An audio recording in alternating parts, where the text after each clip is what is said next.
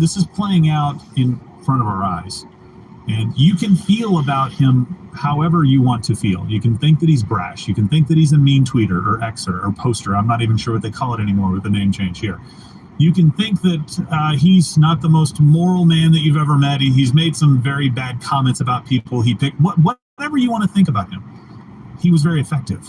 Liberals, we showed you that clip a while back of the liberal billionaire partner, I think, of the Golden State Nuggets that came out and said, we shot the message because we didn't like the messenger. They were talking about building a wall, so we didn't. And now we're dealing with all of the consequences. You're starting to see people change a little bit, even on the left. Do you think what's happening with President Trump right now, first off, talk maybe just a little bit about what you think is going on here. And do you think that's enough of a wake-up call for people across the entire spectrum of Americans to maybe go, wait a minute, the deep state really is a thing. The police state really is a thing. Well, I think that there are some people on the left who...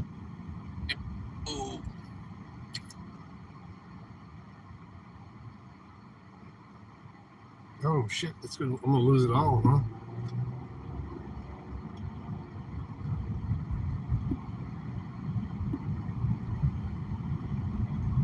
If you change the name of the country and you change the name of the man, and you said, in Poland, there's this man, let's just call him Donald Trumpsky, and the opposition party has arrested him, and he's the leading candidate of the other party. Yeah. And they haven't just put a single criminal charge on him for something obvious like, he was found with his suitcases of money that came from, right. That would actually be Biden. Yeah, you're describing someone else now. Right, exactly. So, but he's hit with 90 plus charges. I think people would get it right away. The U.S. government would be calling that country a banana republic, and Human Rights Watch would be all over it. So, look, with Trump, if they had mounted a single charge and they had said, all right, Trump, you took these classified documents. Now, we asked you for them back, but you're a stubborn guy and you're like, I'm not giving them back. And so, we're going to put a single criminal charge on you to sort of convey the seriousness of this matter. We would be like, let's look at the facts. Let's look at the merits of it.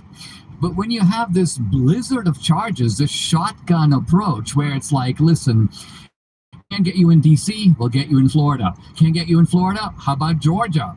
If it's not a federal case, our Soros-funded state DAs will move in. If you can't get you in Georgia, in New York, and if we can't get you on the criminal case, we'll wreck your business with a civil case. Right. I mean, this is police state thuggery as naked as it comes. And I think it is because they do fear that Trump is the most dangerous opponent of the police state. I think it's because he is the least bound by political convention. Any other Republican will quickly fall into line if you say, you're not allowed to talk about firing civil servants. You're not allowed to say that the Justice Department is an extension of the executive branch. You're not allowed to call up Kim Jong-un on the phone. If you go to a meeting, you're supposed He's president. Come on, he can do these things. Well, this is what makes Trump unique, right? Yeah. Any other president that met with, let's just say, Kim Jong-un would come out and we had a very meaningful dialogue. Right. We made significant progress on human rights. But Trump comes out, he goes, I asked him, what does he think of his nickname Rocket Man? And then I told him, he's like, what's Rocket Man? I gave him a CD, and he was really short, but he's laughed a lot. I mean, Trump actually tells you what it's actually like to be in the room. Right. And this is why I think there are people in this country who aren't actually all that political in their bones, but they identify with Trump because he has this kind of normal way of speaking. Surprising. Right? For a billionaire, kind of popular, very well-known worldwide guy, he kind of, I almost was going to say he has a little bit of an everyman kind of personality in some ways.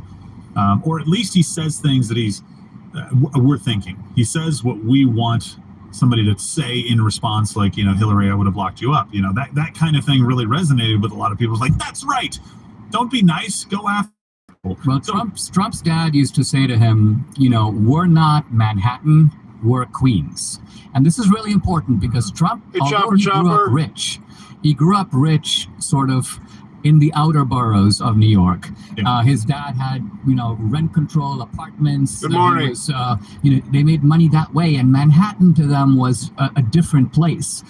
Trump still has some of that. Yeah. And I think that's what people identify Yep, with. still morning here. So we'll go right back to Trump in just a second, but 10 more of the other minutes. candidates right now, if let's just imagine a world where Donald Trump is not running for president in 2024, who else of the candidates that we have now would be capable or at least willing to go after the police state, in your mind? In my mind, there would be, of the rest of them, only two. I think I can guess, but tell me. Is Vivek I would one say, of them? I would say DeSantis and Vivek. Vivek, yeah. Those Or two. Vivek like cake. We did an interview with him recently, and that was how he did it. Yes, those are the two that I would think as well. So with Ron DeSantis, obviously because of his kind of track record as governor of Florida, we've been we've had a lot of praise for Ron DeSantis until his campaign started, and then he got a little bit. It seems like he fell into the mold of past Republican candidates that kind of distanced themselves from Trump just a little bit. You're like, don't run away from what made you great as governor. Just be that guy. He also did not defend Trump where it was completely appropriate to defend Trump. Yep. I think that was a serious judgment error. I also think that, if I were Trump and I sailed through to the nomination, the first thing I would do, even though I don't think this is what Trump will do, is I would call Ron DeSantis. Yeah. And I would tell him, Ron, I can bring the big personality and the charisma, and I'm maybe the guy that the Republican base and the country can identify because I speak a normal language. But you do have a ruthless operational efficiency that you brought to Florida that we need in the federal government. In other words, I'm going to ask you to go into the FBI, burrow into the bureaucracy, and root out the corruption. And then I want you to do that to 7 other institutions. So DeSantis would have a tremendous amount of scope and power, but so in other words, I guess what I'm saying is politically, I think that there's a complementary set of strengths that DeSantis and Trump bring to the table. And Vivek has a lot of strengths as well. And Vivek has done some of the things right that DeSantis hasn't, which is why Vivek has gotten more traction than one would have expected. Yeah, and he's seen kind of as an outsider. He's a CEO, he's a businessman, he's succeeded. He really follows that Trump model quite a bit, except he seems very polished. And Trump was very brash. Vivek seems a little bit more kind of polished in that regard, but he is kind of, while Trump is not running and you're looking for that, he seems to embody that more than any other candidate. I guess the next question is, we were only able to name 2. Why? I mean, is it just that, and I like Tim Scott. I know Nikki Haley has been a part of a lot of this stuff. Are these people too close to the forest for the trees? Are they basically not seeing the problem, not capable of fighting against the problem because they're, I guess, beholden? I don't know. My reading of it is that they are still living in the Reagan era. Yeah. And I say this as someone who, my political formation is in the Reagan era. Yeah. I went to college at Dartmouth when Reagan was first running for president. And so it was that appreciation of Reagan as kind of an embodiment of American idealism, Be right back. who understood the issues, but Reagan was a president when the main problem was abroad. Right. It was the Cold War. The threat was communism in Russia, USSR. That's right. Yeah. Now we are in a kind of a domestic Cold War. With a very, no less sort of fanatical adversary, to be honest. And we need people who recognize that the world has changed. It goes back really to even the Republican Party in the 1850s was completely incapable of recognizing the perilous situation facing the country. Part of the genius of Lincoln was that even though he came out of the moderate wing of the party, you would almost say he was a kind of rhino in his own day. Yeah. When he came to Washington, he recognized immediately that the Democratic Party had become gangsterized, and that the old tactics of, Henry Clay style compromises and constantly appeasing these guys was not going to work. Yeah. And so you Lincoln's can be describing the last 20 years right now. Maybe even a little bit more than that, but we'll just pacify. It's always the Republicans' fault. It's always the Democrats' way or the highway on these bills, and we get pushed around even when we have majorities. Right. Exactly. How? But no, I mean, you take Mike Pence, and it's one thing, I even agree with Mike Pence when he says, all right, I'm the vice president. My task on that day was sort of custodial and ceremonial. I don't think I have the constitutional authority to just push the election back to the states. Maybe he's right about that. But someone like that has got to address the larger issue, which is to say, was there systematic fraud in this election that needs some sort of attention? Maybe you're not the guy to do it. Maybe that was not the time or the place. But to just say that one thing and then zip hunt. Yeah. Right, exactly. Yeah. And I think that's the sputtering frustration of the Republican base. And this is really why people went to January 6th. It's like, who is going to look at this? I mean, who is going to look at this substantively? Not some local court that goes, hey, listen, you may or may not be right, but you should have brought this challenge before the election. Right. And then if you brought the challenge before the election, hey, you may or may not be right, but listen, the election hasn't even happened. So why are you suing over imaginary crimes that haven't yet occurred? Right. So this kind of evasiveness, I think, drove the primal scream that became January 6th. Yeah, absolutely. And it's frustrating because those are the kinds of things that lead to actual, when people talk like, are we at the level of civil war? The answer we've given people is no, but you're at the point where you have to fight for your...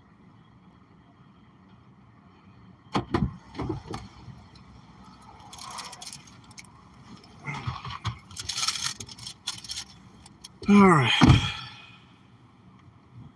That happened. Why did we lose audio?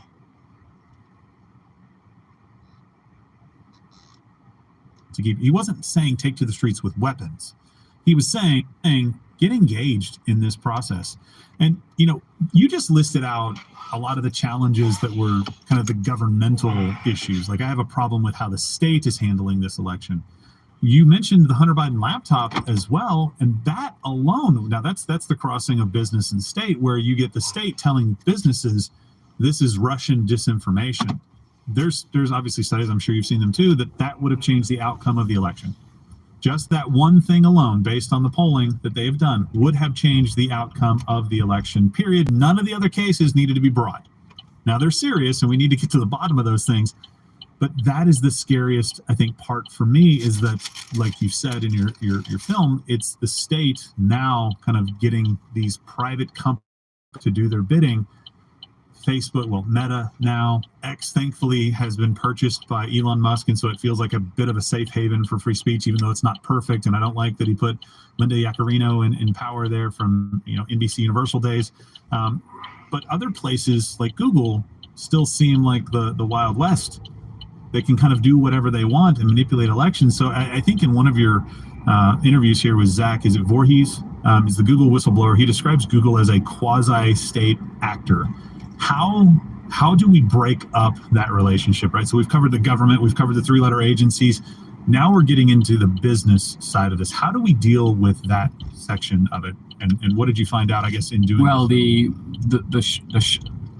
If we had legislative power, which we don't have, because to do that, you need both branches of both the House and the Senate, and you also need to have the presidency, you could very easily break up Google under the antitrust laws. I mean, Google is a obvious monopoly. You can argue whether Facebook's a monopoly.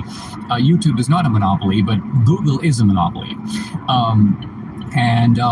However, you can strike that down in one shot right now with a Supreme Court ruling, because, and there is, by the way, the case of Missouri versus Biden making its way up the courts. Okay. And the attorneys general of Missouri and Louisiana, along with others, have exposed that this censorship, zooming in on it for a little bit, because the censorship involves so many different institutions. This is typically how it works. You'll have some academic, and a lot of these academics have nothing better to do, so what they do is they monitor social media, people like you and me, and Steven Crowder. Oh, boy. And they go, okay, we're going to list the 50 greatest spreaders of disinformation in the country, okay? So let's just say, okay, Crowder's on the list, I'm on the list, and now what happens is the academic provides this list, which is then picked up by the Biden administration and sorted So they'll say, well, Crowder is spreading disinformation about COVID, so that goes to the CDC. Right. Dinesh is spreading misinformation about the 2020 election, so that goes to the group called CISA, the Cyber Security Infrastructure Agency. So you've got like 40 agencies of the government collecting this stuff and all making lists. But they don't want to go to the digital platforms directly. Why? Because it's too obviously censorship. It's like flatly forbidden in the First Amendment. So they hire a middleman. They go to the Stanford Internet Observatory or another group called the Virality Project, and there are other groups like this, and they go, hey guys, listen, we'll give you the list. You walk over to Google, you walk over to Meta, you deliver the list. So when they censor people, our grubby hands are not, our fingerprints are not on the list. And so the nonprofit becomes ultimately the courier. Yeah. And then the digital platform carries it out to the applause of the media. So look at all the different institutions involved. Academia is involved, the media is involved, the digital platforms are involved, multiple agencies of the government. But the good thing is that in the Missouri versus Biden case, they are onto this, and they've got all this discovery showing exactly how this works, and it's making its way upward. Well, the Supreme Court just needs to come in and say, listen, not only is government censorship forbidden, but censorship by surrogate is equally forbidden. Of course. Right. And it's so clear cut. And see, this is how you fight a police state. You don't just fight a police state by saying, what can the ordinary citizen do? The ordinary citizen can do some things like become a poll watcher, become an election observer. There are 10 things you can do, but we also need institutions to act. The courts, the Republican House, certainly Republican governors, attorneys general, secretaries of state. States can do a lot. States can do a lot. Right. And so what we saw in a lot of the last few elections was maybe a move in that direction where we're getting more governorships and we're getting more legislatures and saying, okay, hey, these changes can be made at the state level, and that's a very important thing. So maybe that's okay. So one of the things that you can do is to make sure that you are informed in state elections. Make sure that you're not just every 2-year person where you're going to vote in the general and then you're going to vote to maybe do the midterms and see, okay, I'm going to get ramped up about this every 2 years. That's the only amount of time that I can spend. And look, I know I'm asking a lot of you to go out and spend extra time that you don't necessarily have. I'm in the same boat other than I do this for a living. And so maybe it's a little easier for me to stay in tune with what's going on, but it's important. It's very important. And it's not one of my final questions for you in just a few minutes here is going to be related to this. It's not just about doing a show. It's not just about doing an interview. Dinesh, it's been fantastic. I'm learning a whole lot of stuff here, but it's about making an impact. When we did the interview with Dr. Robert Epstein about Google, are you familiar? I am. I just had him on my podcast. Oh, so some of the things you go, are you kidding me? Google can flip a 50-50 into a 90-10 just by search manipulation. Like that's insane. It's about figuring out a way to take the information that you have and then go, okay, how do I fix this? How do I become part of the solution to this? How do I work proactively? And for parents with kids in school, get involved in school boards and PTAs. Make sure that you're electing good people that are going to have control over what's going on in those institutions. Fantastic. There we go. State governments can help kind of buttress the election system. If you don't like how the elections were handled, guess what? State lawmakers a lot of times were behind some of that stuff saying, okay, well, we'll go ahead and allow these mail-in ballots and we'll allow ballot harvesting and we'll allow all this stuff. So help make a change there. It's not always just the people that we send off to Congress. So that's something that you can do. And by the way, really quickly, just comment below. Do you know anybody who uses anything other than Google to search? I don't know what their market share is off the top of my head, but I think it's somewhere in the 90s percentage. I mean, there are a couple of legends, but they're not even. That's why we use Google as a verb. Google it. I know. It has become a thing, right? And I think DuckDuckGo is one of the competitors to that. But most people that Brave. So if really what we're talking about is you've got this police state who is, and we're waiting on cases to be decided. But I think that's what led me into what I just said is that I get so frustrated because it's like, aha, we got it. But then nothing happens. And we've had so many of those moments as conservatives where we're like, okay, well, I thought we had it. Nothing happened. Nothing's changed. Nothing's fixed. What are we doing? Well, how's it going to get fixed? I want people to have some small wins along the way to keep them going for the bigger wins that we're waiting for in Supreme Court cases and things like that. One of the things just jumped in my mind, and it's a little out of sequence because it goes back to the very first question you asked me about the film reaching out to people on the other I think one of the things the film does well is it tells you the genealogy, the origin of the police state. And this is a little bit of an embarrassment because the origin of the police state is not only bipartisan, but somewhat Republican. It is. It's right? It's the Patriot Act. Well, what happened is after 9/11, right, there was a wave of fear that goes through the country.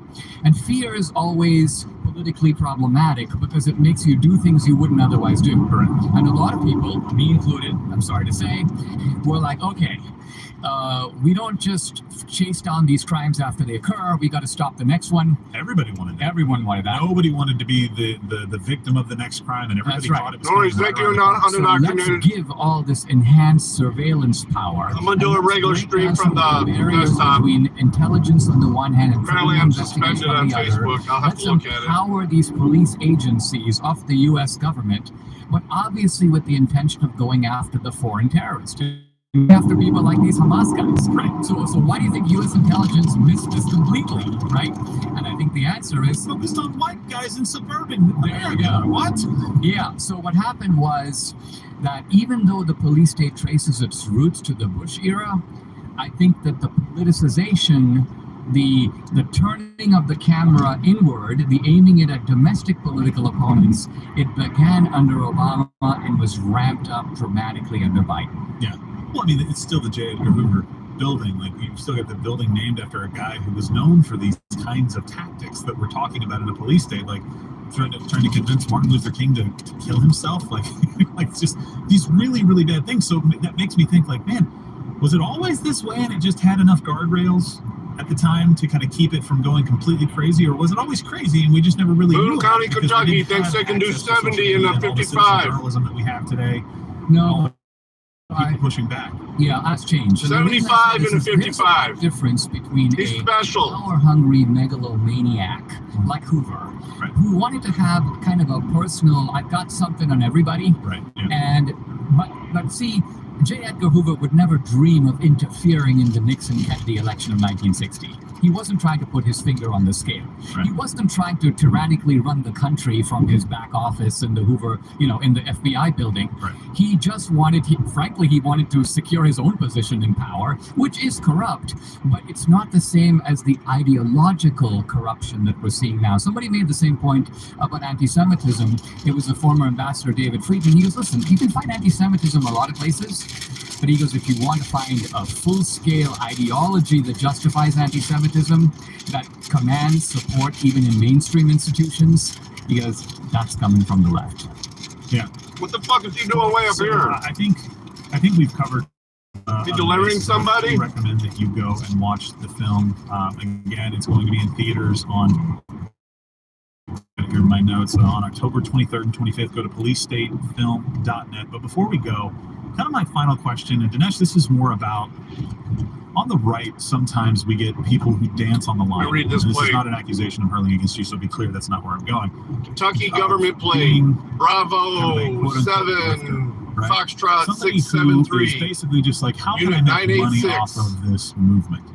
And you've written a lot of books. You and I were talking about like this, what you're doing right now Fucking with these documentaries, and I Pacifica. love really well done. It's Boone not quite a County, documentary, it's Kentucky. more than that. I don't know if there's actually a name. It's a movie that kind of He's functions as fucking a flying. documentary. He's as almost well. doing There's 80. so much more that you've put into it than just going and asking some I don't feel- questions and throwing some B-roll. Please pull me over while I'm pacing this guy. I love those things. I love it when they're well done because they educate. Look at that, the pass it audience. on the right. How do you address people who say, okay, we're just going to buy another ticket to a movie, right? Is Dinesh really interested in this? Like, where's your heart behind this? Like, really tell us, like, what do you want himself. to have happen? Why are you so focused on doing Old this? Not dude, just with this movie.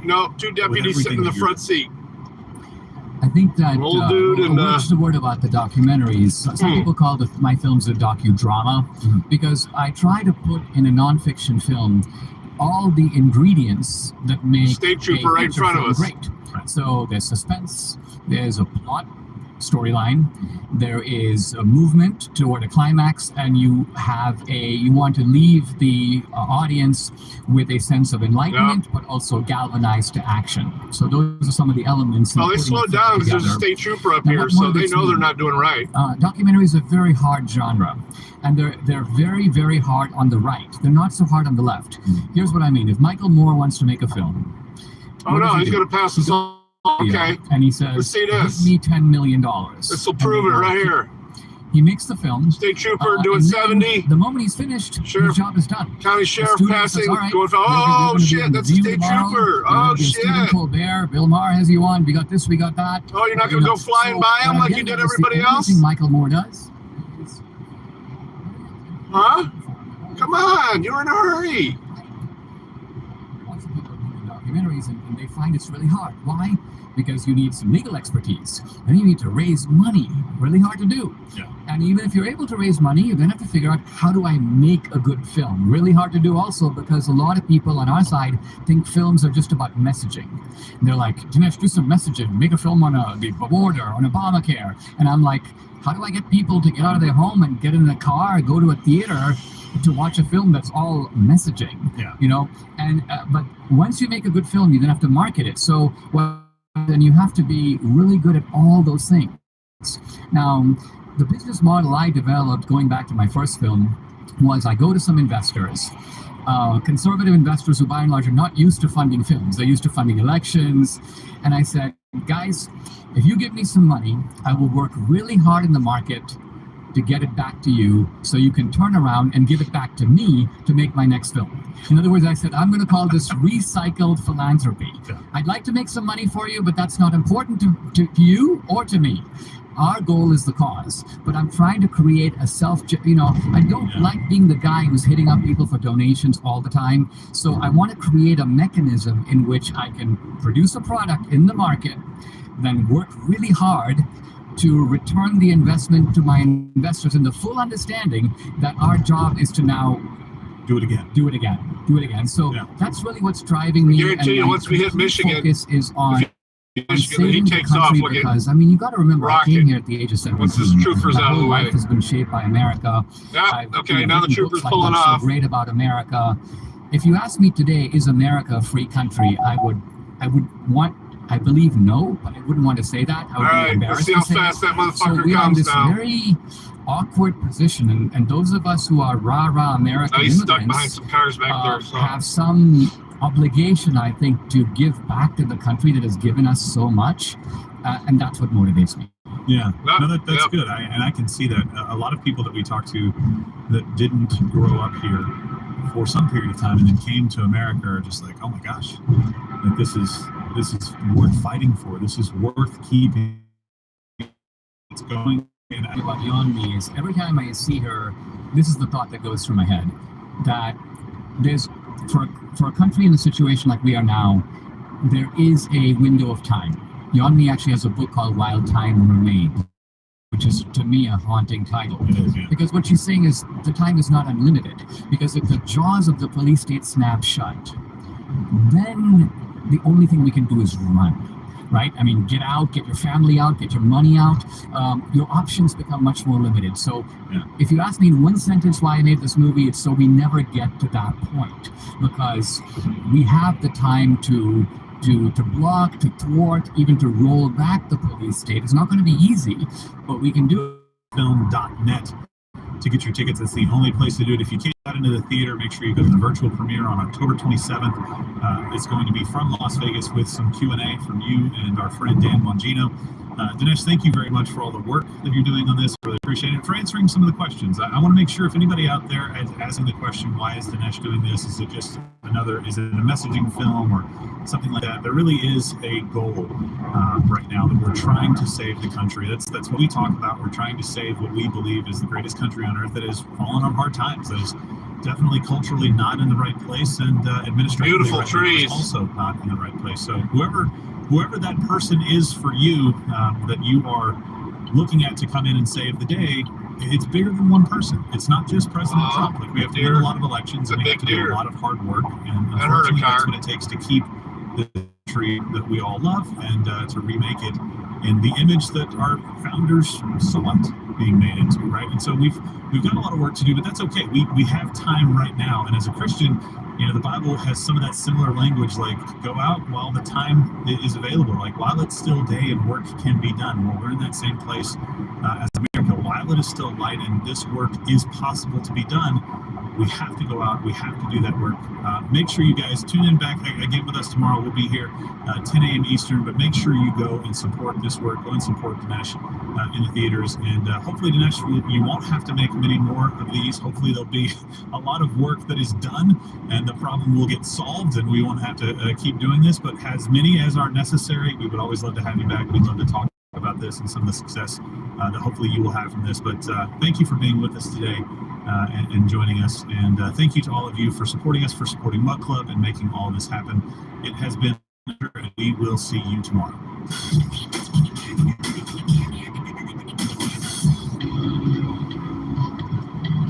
A lot of out-of-state plates. We got Texas, Alaska. Is that Alaska? What state is that? Oh, no, that's Kentucky, too. Huh. That looks like a government vehicle as well. Not a government plate. He's got a little number in the corner there. Yeah, it says Kentucky.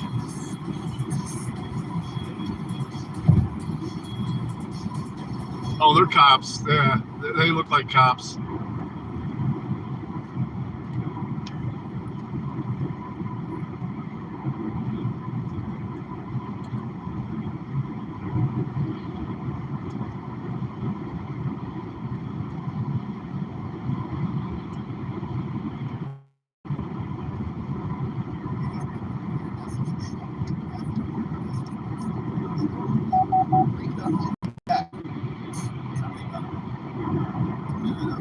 That would be nice. But that is what 50 Cent posted.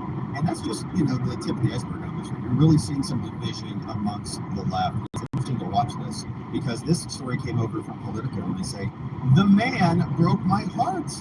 Biden's Arab American boosters begin to leave his side. And we've talked a lot about the squad, AOC and Tlaib, Bush and others. And Ilhan Omar, I think they make up the four, the squad guys.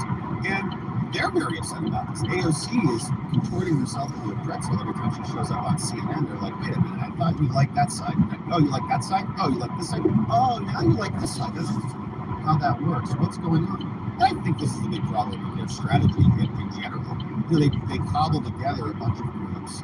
They just study like they're unique and like they can give them favors over other sides and stuff, and they just play this game all the time. That's why they have so many alphabets that they try to put together to beat the other side. Whereas, in my opinion, our side is just much more consistent. It's like, hey, we just like equal protection of the law, free speech, due process, the presumption of innocence, absolute First Amendment protection, Second Amendment. We can just keep that base layer, and if we enforce that base layer, everybody will have an opportunity to succeed. But when you don't play that way, when you start favoring other people and you have this jockeying of who goes first and who's the bigger victim, and you got to give our side this money and this land and these rights, but not that side, that land and their money and their rights, and you start to divide everything, it gets very messy very quickly.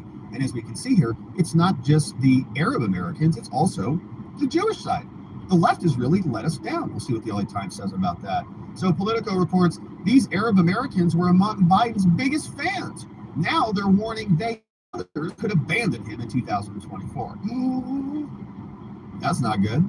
Not good for them. Mason Zaid is a Palestinian-American comedian. He did everything she could to get Joe Biden elected. Not a good move. Not a good move at all. She started a comedy event boosting him. She spoke on a call organized by the Biden campaign featuring Arab women supporting him. Biden's team even touted her endorsement in a press release. But it's only good enough to get him elected, right? These people treat people like trading cards. They treat people just like skin colors on a bag of meat. It's disgusting what they do. But they do, and people all jump politicians do that shit. As much as I don't like Biden, both sides do that shit. Over the last 2 weeks, Zaid said she can no longer vote for him in 2024. Oh, man. She said, the man broke my heart. Oh. Why did you believe in Joe Biden in the first place, for crying out loud? Now, as Israel, she's got a 7-year-old godson in the region. She wants Biden to push for a ceasefire, as does AOC and others. She is also scared for Palestinians and Muslims in the United States, some of whom have faced increased hatred and violence since the wars began, and feels that Biden has talked about the conflict in a way that has inflamed the tensions. I never in my life thought that the empathizer-in-chief would sound the way he did. The Palestinians were given no humanity, she said. Joe Biden should spend every breath he has condemning Israel with the same zeal he condemned Hamas. And we get nothing. 1,000 children dead, and we get nothing. Now, I don't know if those numbers are accurate or not, but I know the numbers are going up pretty dramatically. The latest that I saw from the UN numbers were about 5,000 total dead. This is what they were posting right now. Gaza deaths reached new levels, surpassed 5,000 as of Monday. This is a UN figure from UN.org. The Gaza death toll passes 5,000 with no ceasefire in sight. Echoing that message, Chief Tedros, what's his name, issued a new appeal on Monday for a sustained safe package. Life depends on these decisions. Latest number from the Gaza Ministry of Health say that the total killed 5,087, right? So again, this is the fog of war. Take all these numbers with a grain of salt. Really hard to believe. Literally anything. I've seen so much garbage come out over this weekend. It has actually been pretty incredible. AI pictures, fingers are all twisted all over the place.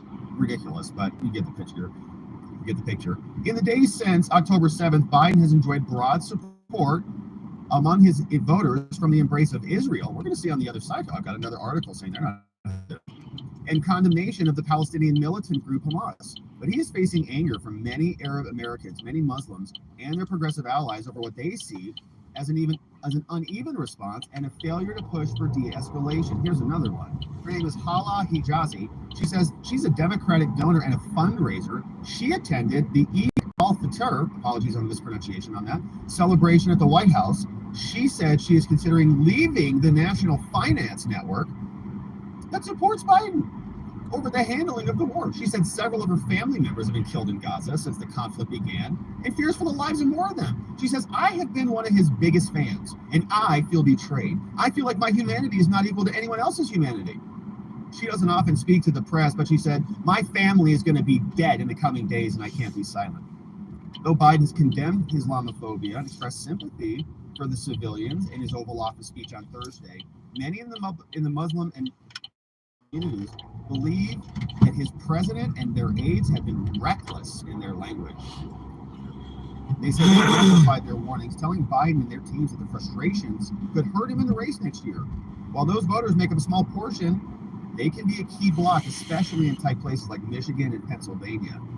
Exit polls show a clear majority of Muslims voted for Biden in 2022. Do you think that will be the same situation now? Moving forward, because they have pledged total support to Israel. And we're seeing a lot of protests around all the various colleges and county campuses and so on, where they are gathering in large numbers. And those people, many of them were the same maskers who were very excited to vote for Joe Biden in 2020. You always got to keep your eye on the mask. Okay, where are the masks going? Remember, they were with the BLMers, they were with the Antifa-ers. Now we're seeing a lot of them, and I don't want to say that they're all this side, but we're seeing a lot of the activists, like the people who took over the Capitol building. They were all masked up. So we're wondering, are they just jumping on this cause? Or we don't know. But anyways, interesting things here. But if they are now opposing Biden, my point is, those were the same people that would have been majorly in favor of him. Now, also to be fair on this, do you think that they're really not going to vote for him when Donald Trump is his opponent? I have a hard time believing that, actually. Like, they may throw a big fit. Yeah, Joe Biden's the worst, whatever. They're going to line up in droves and vote like good old commies. The argument being made is not that this bloc will suddenly swing to Trump. Instead, in more than a dozen interviews, they just say they're going to sit it out. I doubt it. The voters are heartbroken. They don't want to vote for Trump. But right now, they're asking themselves, how can we vote for the other side in a situation like this? I'm most concerned about whether they're just going to stay home. I'm not so sure about it, if they will or not. But look, it's not just the Arab and the Muslim side. This is another story over from LA Times. They tell us the same things coming from the opposite perspective. They say the left has really let us down. Why many American Jews feel abandoned. Well, that's curious. They're abandoned from the left? Both sides are not feeling happy about this here, which has basically been a pattern for a couple thousand years. But like many American Jews, Jonah Goldman sides politically with the left, including his push for the rights of Palestinians. Well, that's interesting. Now, during college, he was active in J Street, liberal Jewish advocacy group that opposes the Israeli occupation. Now, so, right, then the other side is going to say, all right, isn't that really, they're not, we don't identify with this group, right? I saw a lot of that too, okay? So this was the protest that took place in the Capitol building. And I think a lot of people, and I don't want to speak for them as an outside observer, I felt like I saw a lot of Jewish people saying that they disavowed this, okay? Because apparently these were some Jews. These were Jews say ceasefire now, right? So there was a big reaction to this on the X, where they were saying that's not real. That's not the official position of Israel, right? Like this is a small subsection of their community. So it's interesting, right? I don't know if you can maybe then expand that out and extrapolate that out to the broader community. But this is interesting regardless. Like, this is the LA Times pushing this, really however you want to splice it, right? However you want to break it down. And I'm obviously not qualified to do that. But this is what their headline is, okay? American Jews feel abandoned. Why many American Jews feel abandoned. So here's what they said. During college, he was active, but in the aftermath of Hamas's gruesome raid on Israel, Goldman has never felt so isolated from people he considers allies. So I think he's going to be saying he was shocked by how quickly his friends mobilized for the Palestinian cause. That's right. So all of the protests at Harvard and all of the assemblies, I think they were in Michigan and elsewhere. He says the militants killed more than 1,400 people, most of them civilians, slaughtering families, including children, and taking more than 200 hostage. We covered that at length here, the day that it happened. Awful. Horrific. Good people he never considered anti-Semitic suddenly seemed supportive of Jewish genocide. On social media and campuses all around the place, he's watching all his friends. They're all like, get rid of Israel. He's like, what? We voted for you. He's like, you're part of the squad. What are you talking about? He said, the left has really let us down. This person, Goldman, lives in the Washington area, considers himself a Democrat and a socialist. His political identity crisis is shared by activists, scholars, and rabbis who have long seen Israel as an oppressor of the Palestinians, right? So that I would say is non-consensus, right, for this side. The consensus standard is that is not the standard. So maybe you can do what you want with this guy's opinion as a result of that. But I have long been the view, he says the occupation is terrible. She'd have cried a similar lack of nuance. Klein helped organize a letter by more than 900 Jews, nearly all university scholars condemning Hamas, but notably not the organization. That's interesting. So splitting the Hamas terrorists from the Hamas governance body, even though everybody else calls them terrorists. So the vast majority of professors have tenure. So she's fair. They say that they're not anti-Semitic. All right, you get the rest of the story here. But the point is, there are some serious divisions that are taking place on both sides of the aisle on this. And it's been interesting to watch because we see it doesn't look like a ceasefire is coming in. UN and the EU are calling for ceasefires, but not sure that's going to be happening. They say here the death tolls increase over 5,000. Separately, 90 Palestinians have been killed in West Bank violence. They're still holding at least 222 Israeli and foreign captive, and that number keeps going up as well. So they just keep increasing that. European Union and foreign ministers, meanwhile, gathered in Brussels for an urgent meeting to take up the issue of a ceasefire. UN is calling to back a ceasefire. Personally, I think that a humanitarian pause is needed, says the EU policy chief, seeing that half of the population of Gaza has been moving from their houses. Now, it was a good clip. AOC. She was struggling with some of this over the weekend. Let's see if we can get this. Just remind me of that.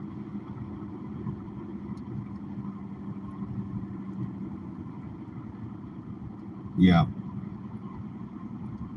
We see this division increasing with AOC and others now getting reaction to their statements. So AOC is part of this squad with Taleb and Ilhan Omar and Cori Bush, and they have taken the pro-Palestinian side, calling for ceasefires and so on. And then it turns out that Israel responded to this and basically said they're not allowed to come to Israel, banned the 2 sitting members of Congress from coming to Israel. Netanyahu did that. She's very upset about it, says our whole government should be outraged about this. And here's what she says. More division amongst the left. 14 trucks of what? About what's happening to them, I can't help but notice that you mentioned dehumanization, almost all of the at least 18 House Democrats who've called for a ceasefire in Gaza are people of color. How much of the congressional indifference to Palestinian life in Gaza, the refusal in DC to acknowledge sometimes the humanity and the innocence, not to mention suffering of ordinary Gazans, how much of that is driven by the fact that they're Arabs, or they're mostly all Muslims, or they don't look like us, do you think? I mean, I will say that I have long found the ignoring and sidelining of Palestinians in the U.S. House of Representatives, the humanity of Palestinian populations in the 5 years that I've been in Congress quite shocking. This is not something that is new to many of us.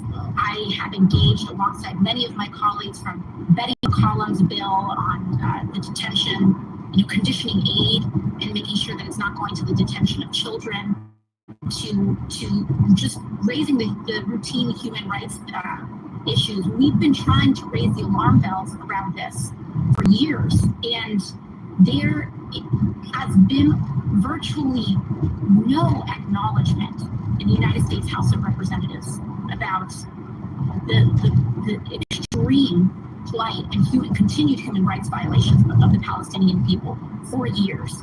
I found it alarming. I found it shocking. I knew this week was going to be the color week. In 2019 or 2020, our first term of the House of Representatives, when Prime Minister Netanyahu banned 2 United States sitting members of Congress from coming to Israel.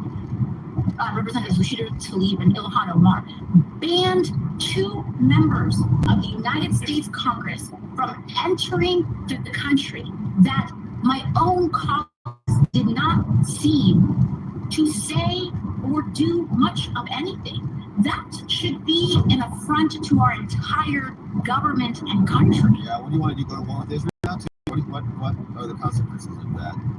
Yeah, being banned from things sucks, doesn't it, AOC? It's not good to be banned from things in general.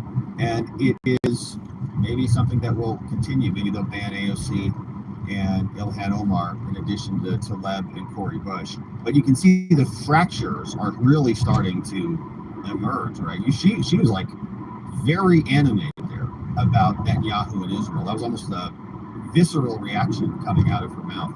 And so you can see the split continues to widen every day, and it's going to be curious to see what this results in the 2024 election. If this continues to escalate, we'll continue to cover, my friends. Thank you for subscribing and hitting that like button, and we'll see you on the next one. All right, so that was a little segment, my friends. We'll publish that one later. But let's see what you say about it. Yikes, it's interesting. And I don't know that it's going to stop anytime soon. I think it's just getting warmed up over there. Who do we have here on this lovely morning? I almost blew out my eardrum. And yours. Who's here? Ooh, we got Crash in the house. We got NY's in the house. We got C. Reed's here. What's up, KB? Purple AJ's over there. We got Lenny Malley, Janine Shear. We got Peng's here. What's up, Peng? Vienti Kiss is here. What's up, NY? Good to see you. Deb Step is here. Terrorists. Mr. Brownstone. Diva Mag is here. Spuds is here. Good to see you, Kay Tyler. We got some nice donuts in the house. What's up, NY? Thank you for those. Hey, Zone Girl. What's up, Zone Girl? Welcome aboard. I think that's a new name in the chat. For Netanyahu, they should be banned from U.S. Congress also. They hate USA. I think that's probably true. I think they do hate USA. Jigam says she idolizes herself. It's an ugly look. Are the Rubens in the house? V says, since when was stop shooting each other? When has that been an ethnic-based stance? Well, I don't know. I think both sides want to continue shooting each other. Yeah, AOC's opinion is pointless, says Spawn Dog. Well, I don't know about that. I mean, she's got like, you know how many followers she has? It's crazy how many followers she has. Like, maybe the most in Congress. I don't know if she's the most in Congress. She might be the most influential social media person in Congress. So I think it's important to consider that. Not that she comes up with intelligent takes or anything, but she certainly does have a lot of reach. You can leave it at that. Who do we have sending some lovely tips in? Thank you for these guys. What's up, T. Lewis? Tina says, hello, Rob. Hello, my fellow watchers. Hope everyone had a wonderful weekend. And we'll have a marvelous Monday. Man, I did have a good weekend. I think I told you guys on Saturday after our stream, had a good gym session. And then I went and I met a friend of mine. We did a little jam session. We went out and had lunch. And it turned into like a 4-hour lunch. We were sitting there talking about, well, world affairs, actually. And talking about China and Taiwan, which I pulled some stories up on that. But we were talking about that stuff. And you know how those stories go. You start talking about World War, and then that turns into what happens. And then it turns into like a prepping conversation. And then it turns into 4 hours go by, and you're like, what time is it? You know how those go? So it's one of those conversations. We're like, yeah, you know, what's going on? What you think about the stuff in the Middle East? 4 hours go by. We're like, yeah, so yeah, make sure you get your food supply situated. It's like, it was great. It was great. I love it. The time just flies by in those conversations. But I had and then got caught up on a bunch of stuff on Sunday. Got some pool time in. Got some good gym time in on Sunday, and of course rested, recovered. Had a great weekend. I hope you did too, Lewis, and everyone else. And Y says Biden restored aid to the Gaza Strip. How did they reward us? By taking hostages and acting like Neanderthals. What possible motivation do they have to return the hostages if we restore aid now? Just hand over the hostages, says NY. Well, I think the reason why they wouldn't want to hand over the hostages is they think that they would probably then be obliterated, right? Like, isn't the hostage situation something to probably cause some pause in like retaliation? That's what I would think it was for. It's so that they just don't, if there were 0 hostages, they would just blanket the whole region, wouldn't they? I think that's the thing that's stopping maybe them from doing that, is collateral damage. And Y says because they're part of a death cult, and says Trump's aid, they warned them stop paying the terrorists after they die or pay the families for carrying out the terrorists. They were using the money to pay them, so Trump stopped the aid. Yeah, I listened to some of that. I don't know if you guys heard the one. Lex Friedman, all right. Lex Friedman interviewed Jared Kushner. And Jared Kushner had a great explanation of what happened in the Middle East. It was very good. So you may not listen to Lex, generally, but he kind of just let Jared explain the whole Middle East situation, and it was quite good. I actually haven't finished it, but it was quite good. He's very articulate, as we all knew. Woodchips here says, hey, Rob, ever since the squad became a thing, they caused nothing but division and vitriol to Congress. They rule by hate. Well, yeah, I don't even know what they're doing, to be perfectly honest with you. I think that their views seem kind of inconsistent. I don't know. Vienticus says, Zionism is to the Jews what Koko Shinto, I don't even know what that is. So I'll just leave that one alone. Japan's here, says, I'm here. What's up, 51K? I was multitasking. Mr. Brownstone says, time to stop funding these brainwashing institutions, formerly known as universities. Yeah, there's a lot of them. K Bean says, I like Lex too. Do you? Linda says, I started watching that interview too. I heard one newscast talk about a third ship that was going to leave for the Eastern Mediterranean to protect the 2 ships. That's from Kimberly Benedict. Stephanie? Yeah, a lot of people like Lex. That's good. That's good stuff. Yeah, that's good. If you like him, you can listen to him. Jacob Stamper, yeah, we got, yeah. I'll just leave it at that. All right, so we've got that, and here, so that was a good jumping off point, speaking of warships. So here is this story, my friends. Not good. China now moving 6 warships over into the Middle Eastern region. And what's very funny about this is they posted a response. So, of course, the media has their eyes all over it. You see the headline here from the Messenger News says, China now has 6 warships in the Middle East. But I pulled up this article from China, and they're saying, oh, no.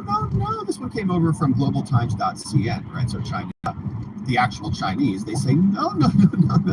We're just on routine escort missions from them. And we're not involved in the Israel-Palestine conflict at all. No, we're just like going to pick up some milk. And you can see whether you believe that or not. But China has a lot more going on. They are also launching investigations into Foxconn, which is Apple, right? This is where they make their iPhones. And this is probably because the former CEO of Foxconn is now running for president of Taiwan. All right. And so I've had some conversations with some friends about this, and we're all just like waiting for China to invade Taiwan, and we're gaming out when it's going to happen. And I'm sure you're doing the same thing, there. What is the strategy here? And if you zoom out on this thing, if the United States is bogged down in Ukraine and Israel on our southern border, why would China not take this opportune moment to go and reclaim Taiwan? It seems like the U.S. is bogged down in many different ways. Now, they might wait 6 months until the U.S. gets really, really involved and then, take some action. But Apple is also under investigation. And pen goes in China. China just says, well, it's our business now. You violated the law. It's our business. And so there's a lot happening. But, of course, the warships are a little concerning. The move comes after the United States deployed the USS Gerald Ford, the largest aircraft carrier ever built, to the Mediterranean. The Chinese People Liberation Army reported that a joint military exercise will be happening, and then moved to Kuwait, a 5-day goodwill visit planned operation.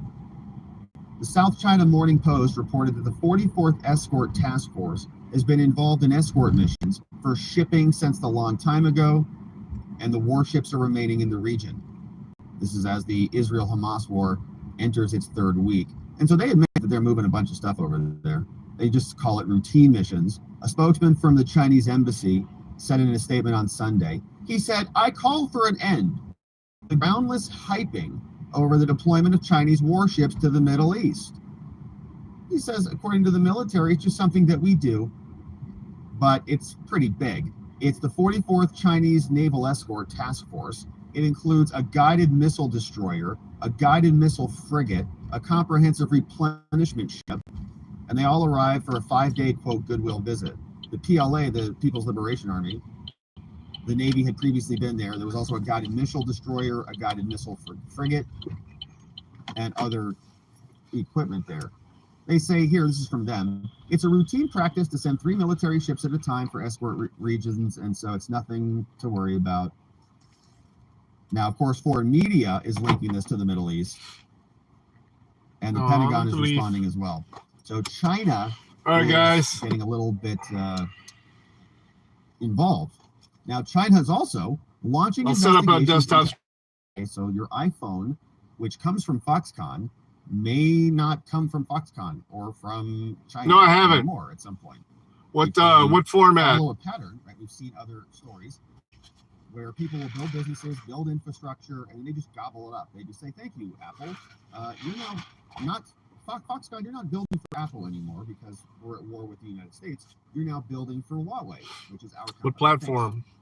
Produce our YouTube? China's tax authorities, which means the CCP YouTube, government, they've launched multiple investigations into the company that makes the iPhone. Months after its billionaire founder is running for the Trump's son-in-law, right? Presidential election. So this guy announces, and China starts investigating him. Have you seen a pattern before? All right, I'm gonna set up. I'll set up a desktop stream, maybe like quarter after the hour, maybe top of the hour. We'll see. Anyone's waiting for me if I got to deal with anything here. President prosecutes all their political interests. Has that happened? Okay. I'm always down for something new. Yeah, I think so. YouTube has been on my ass about using Trump announces he's which is I like to, or not YouTube, but Facebook's been giving me shit about playing Russell Brand. Probably a lot smarter and more common. They've taken down a couple of my videos. I don't know if I'm suspended yet or not. I have to check it out. I just got an email this morning. Foxconn faces tax audit. So we'll check it out. In China. But yeah, we'll do a desktop stream from the main channel. Confirmed by the Taiwan-based manufacturer. Thanks for riding with me, guys. I got to get in. Peace. The founder of Foxconn, Terry Gao,